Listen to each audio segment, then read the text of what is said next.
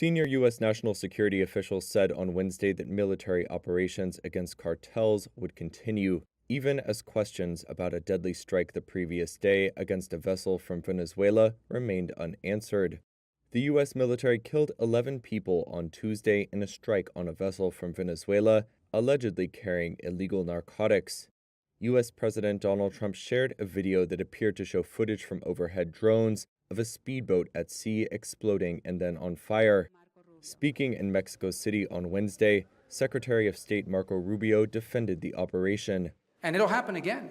Maybe it's happening right now, I don't know. But the point is, the President of the United States is going to wage war on narco-terrorist organizations.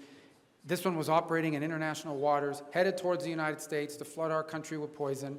Meanwhile, U.S. Defense Secretary Pete Hegseth said on Fox and Friends that, quote, anyone else trafficking in those waters who we know is a designated narco-terrorist will face the same fate. Trump said on Tuesday, without providing evidence, that the U.S. military had identified the crew of the vessel as members of Venezuelan gang Tren de Aragua, which Washington designated a terrorist group earlier this year. On Wednesday, he told reporters in the Oval Office that drugs were found on the boat. On the boat, you had massive amounts of drugs. We have tapes of them speaking. It was massive amounts of drugs coming into our country to kill a lot of people. The Pentagon has not released specifics about the crew, nor why it chose to kill those on board.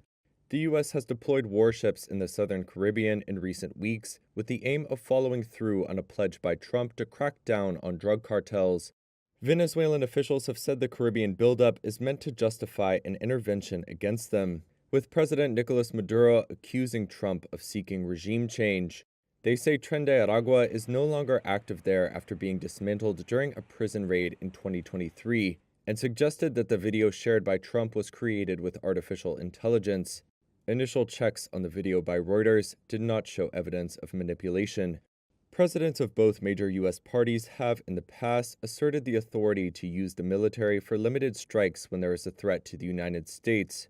However, the decision to blow up a suspected drug vessel passing through the Caribbean, instead of seizing the vessel and apprehending its crew, is highly unusual. The message that they're sending here is that there's been a paradigm shift in how the United States will do security in the Western Hemisphere.